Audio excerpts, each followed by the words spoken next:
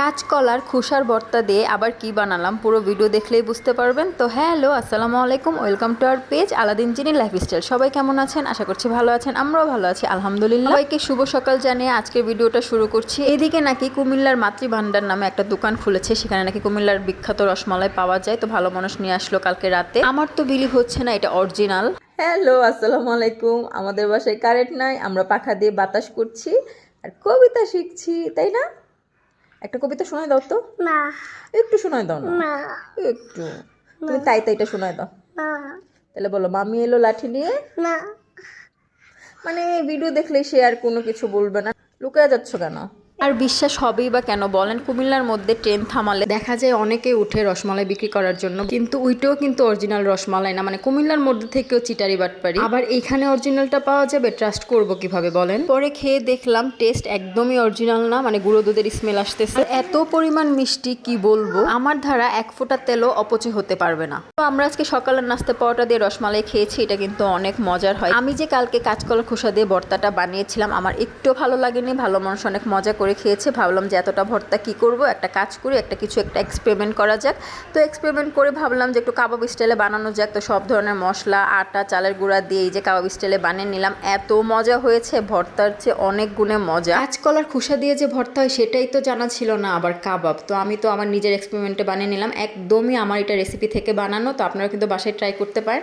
তো আজকের দুপুরের আয়োজনে ছিল হচ্ছে করলা ভাজি আর হচ্ছে কাবাব। মানে কাবাব কি বলবো, কাঁচকলার বড়া যেটাই বলেন না কেন। আর এই তো আমার প্রিয় সবুজ সবুজ করলা ভাজি। সবুজ সবুজ করতে যে আবার মনে হলো ভালো মানুষ যদি আবার না খায়, তাই একটু পুরো পুরো রেখেছি, সবুজ সবুজও রেখেছি। আর এই দেখেন আলুগুলো কিন্তু অনেক সুন্দর সিদ্ধ হয়ে গিয়েছে।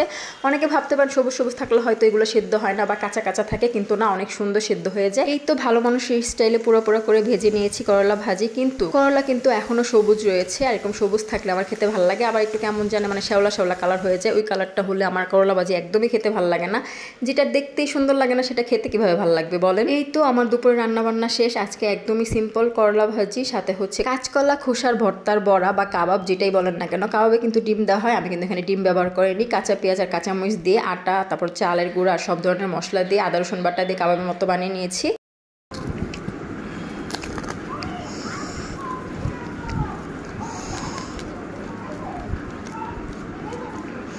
অনেকগুলো কাঁচামরিচ দিয়েছিলাম করলা ভাজিতে, তো মেখে ঝুঁকে খাচ্ছি। সাথে তো শুকনো মরিচও ছিল, আমার আবার সব মরিচই লাগে, আবার বোম্বাই মরিচ হলে তো কথাই না। এদিকে সেদিন বাজারের মরিচ খেতে খেতে যে দেখি আমার গাছে অনেকগুলো মরিচ ধরে আছে, তো পেরে নিয়ে আসলাম। আবার কয়দিন এগুলো দিয়ে চালানো যাবে। এখানে সবার জন্য বিকেলের নাস্তায় বানিয়েছিলাম মেয়োনেজ আর হচ্ছে ফ্রেঞ্চ ফ্রাই। মেয়োনেজটা হচ্ছে ডিম পোসে, সেটার রেসিপি আমি অলরেডি দিয়ে দিয়েছি, আপনারা চাইলে দেখে আসতে পারেন।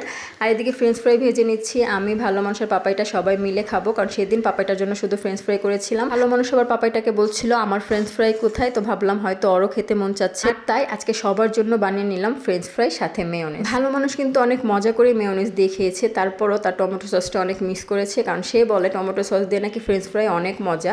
দুঃখের বিষয় হচ্ছে টমেটো সস বাসায় ছিল না, মেয়োনেজ দিয়ে খেতে হয়েছে। আজকের মতো ভিডিওটি এই পর্যন্তই। সবাই ভালো থাকবেন, সবার জন্য দোয়া, আমাদের জন্য দোয়া করবেন। আল্লাহ হাফেজ, আসসালামু আলাইকুম।